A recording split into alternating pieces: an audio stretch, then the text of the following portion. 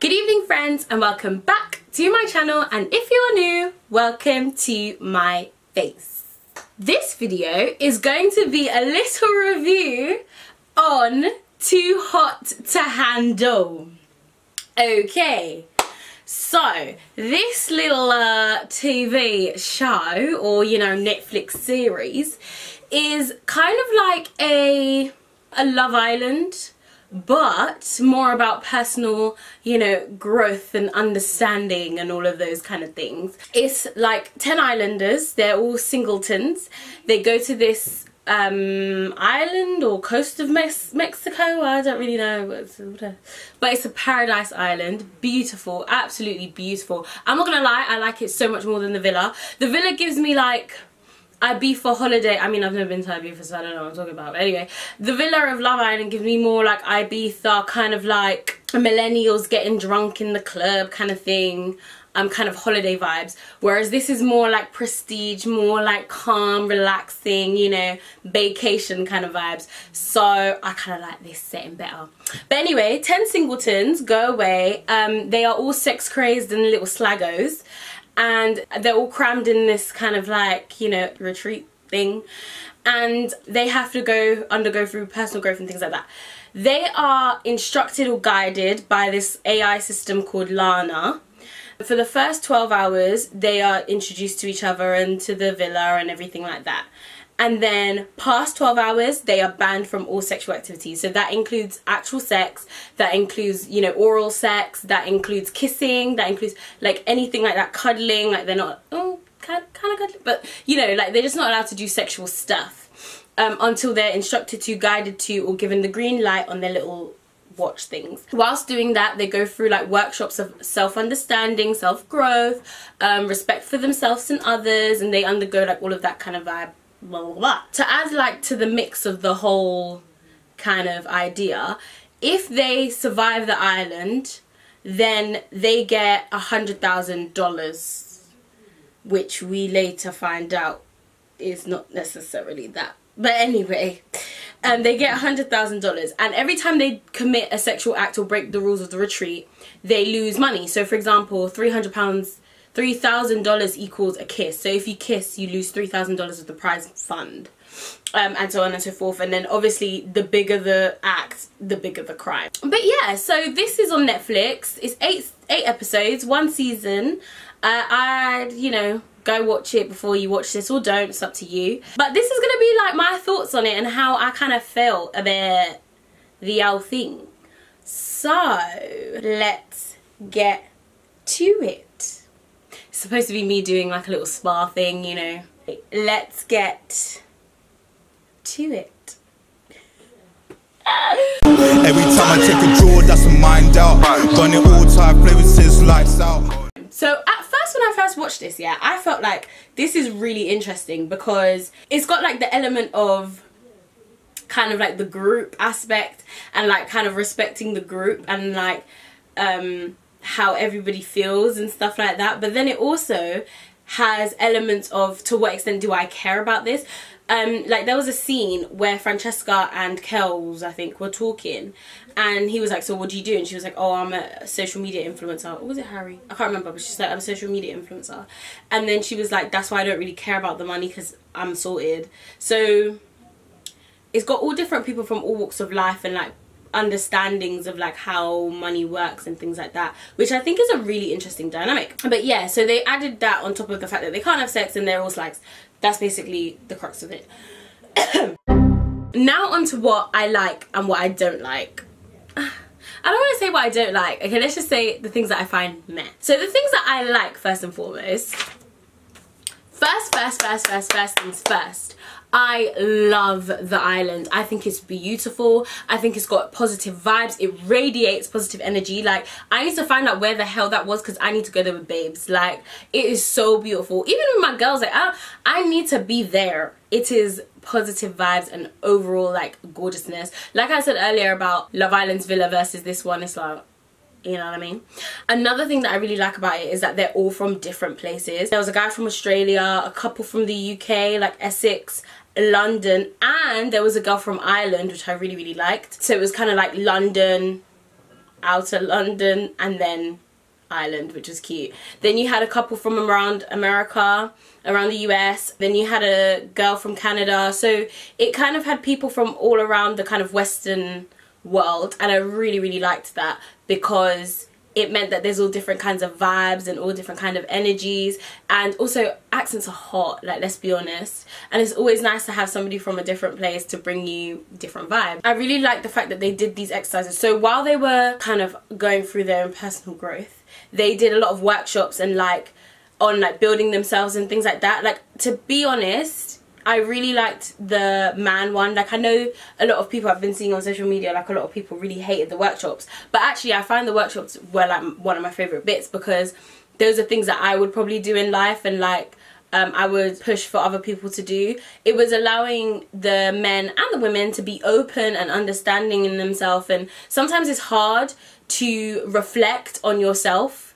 You may think it's so easy to just be like, oh yeah, no, I'm me, so I know myself best, but actually when you actually break down a lot of things and a lot of boundaries and behaviors within yourself, then you learn a lot more about how other people perceive you, and it makes you a stronger person and more solid within yourself, which then allows you to form greater bonds, greater relationships, greater attachments, and greater, you know, energies and vibes with other people.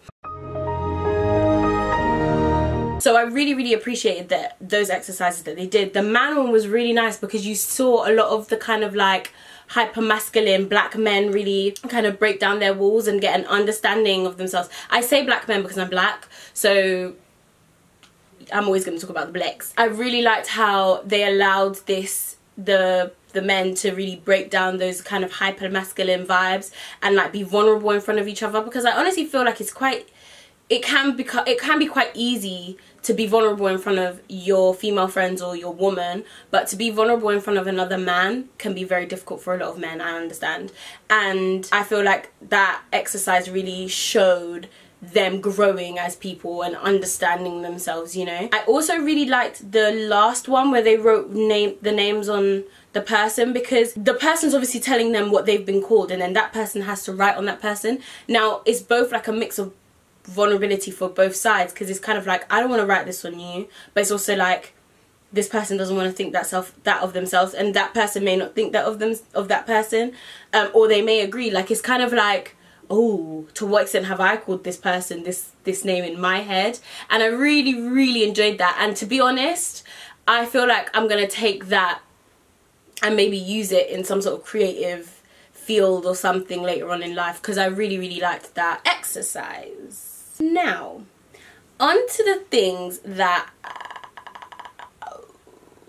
I wouldn't say that, again, I wouldn't say that I hated these things, and I wouldn't say that these are the things that made the show, but I would say that this is the things that I thought were a bit meh about the show. What would not make me watch another season of it. As much as these people did a lot of this like workshopping kind of thing, I don't actually think they learnt that much. Personally, I felt like it was very short, it was very brief. Maybe, you know, we're only seeing a little bit, maybe one, because I know they were there for a month, so maybe we're only seeing like half of a week, maybe a few days, but I feel like they did not learn that much. I didn't see much of a significant change. Like, a lot of people are saying, oh yeah, Francesca changed, and I think the only two people that grew were the black couple.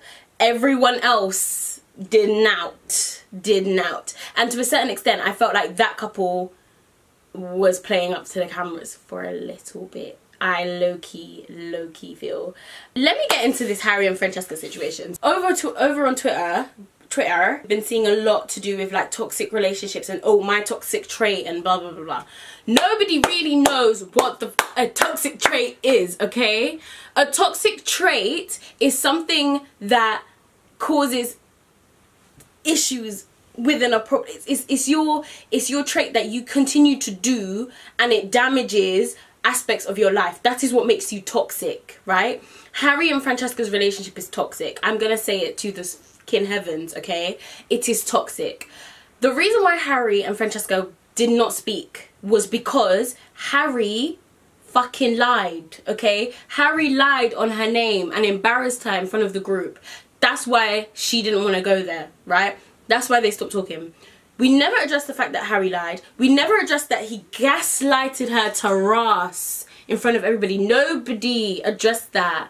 Nobody, we found out that Hailey and Francesca kissed by asking Lana. Did anybody ask Lana who initiated the kiss? No, they didn't. And they would have seen that it was Harry that initiated it. Right, next toxic trait in that relationship. Francesca went and decided to do up Kels, yeah? Kels is a pengers. She went to go do up Kels. When Kels started spitting truth to her, she was like, oh no, like, Kels, like, I feel more attracted to Harry when I do Kels. Why do you think she feels that way? Because she's a manipulative bastard. Like, she's so manipulative. That's the only reason why she continued going with Harry, because she's easy to manipulate, easy to control, and she has a control issue. Like, her issue is to do with like other people's feelings and stuff like that, but it mostly comes down to the fact that she likes control. She likes to be the center of attention, and she likes to be able to control the situation. If she cannot do that, she doesn't feel comfortable. That is what they really should have taught her, the damn idiots. Next, Harry's toxic trait is not willingness to forgive. Willingness to forgive what? She didn't do anything to you. Your actual problem that you have is that you're a damn people pleaser, and that you need to know you are so insecure in yourself that you feel like you need to lie. He's also a compulsive liar. Like, he lied straight to her face, and you mean to tell me you're just gonna sit there and be like, oh, willingness to forgive and stubbornness? That's not stubbornness. That is privilege. Get to know. Another thing that really jarred me is that all of Twitter's like, oh my god, Kels. Don't get me wrong, I really liked Kels. Kels was my favourite character or person in the whole show. Like, he made it for me because he was trying to secure his bag, and you know what? Damn straight. I think they should put him on Love Island, because I think he'll be the first person to do 50k swipe from them. Kels's issue was pride, yeah? And Kels really never got over that pride. Even when it came down to when Francesca dumped him, he was like, okay, I'm gonna go back to my workout. Bro, did you learn anything on this island? What do you mean I'm gonna go back to my workout? Pride and embarrassment. He doesn't know how to take embarrassment. All that he was, oh, I'm a lion and you're a cub to Harry. Oh, you had your chance, you flopped it. Ba ba ba ba ba ba. All prideful behavior, and in the end you didn't even get the girl, so relax, baby. You didn't even want her like that. Why are you even lying? Another thing that irked me, Bryce is a blood clot creep. Why did they have that guy? Did nobody address the fact that he was like, oh, when the girls are drunk they're easier to get on the boat? Sorry, but that sounds hella rapey. I don't want to involve myself in that. Francesca looks like Shay Mitchell on crack.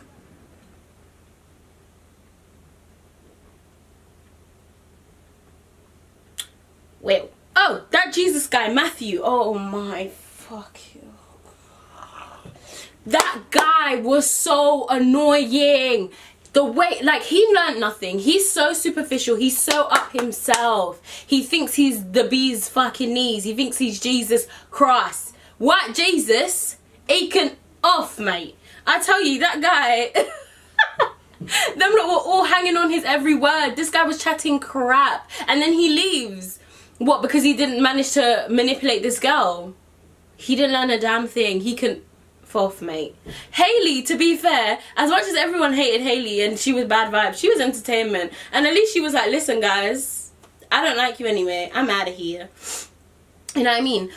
Also, what the hell was Nicole even in there for? Like, the whole reason why she probably sleeps with everybody in Ireland is because she went to Catholic school and became a whore because Catholic school is damaging. Like, I honestly feel like it's because of the religious suppression as to why she feels like she wants to go around and do all of this stuff. Like, she probably didn't get to explore herself very much growing up in Catholic school. I only say this because I went to Catholic school. But yeah, like, that's probably the whole reason why she felt the way she does. And really and truly, they didn't address that with her. She kind of just sunk under the rug of everybody else. Like, the fuck. And also the bloody ending when they all split the money, the 75k, amongst each other. First and foremost, what the hell was that about? Why? Like, That girl, I forgot her name. Oh, the mixed race thing that came on the boat. She's might not even be mixed race. I don't even know what she was. The racially ambiguous something.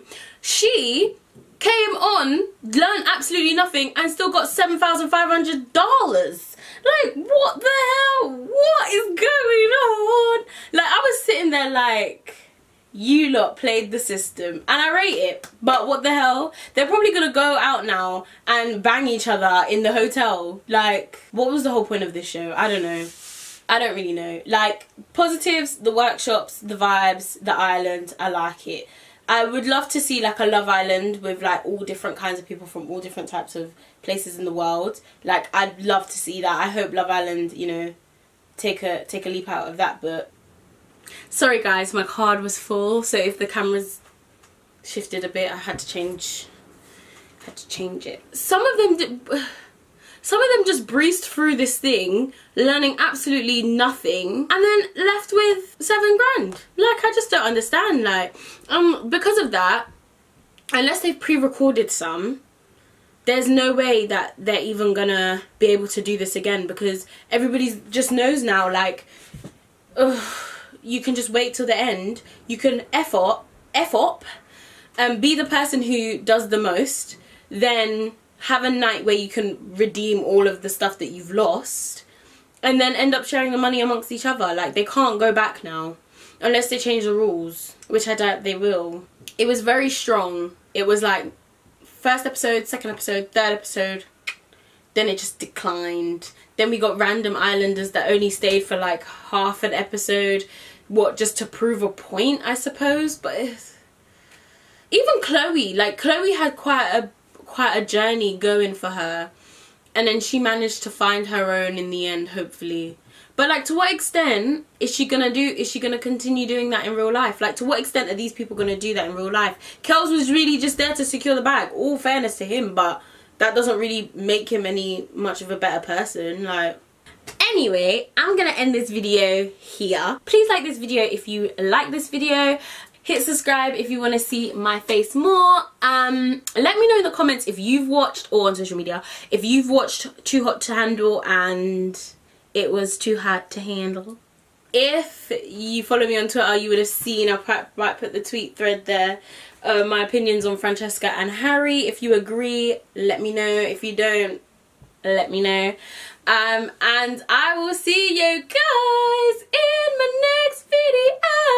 Bye guys. Oh wow, they be talking like the hella fly. Oh my, always making us some cookie pies. All lies, I'm not messing with those other guys.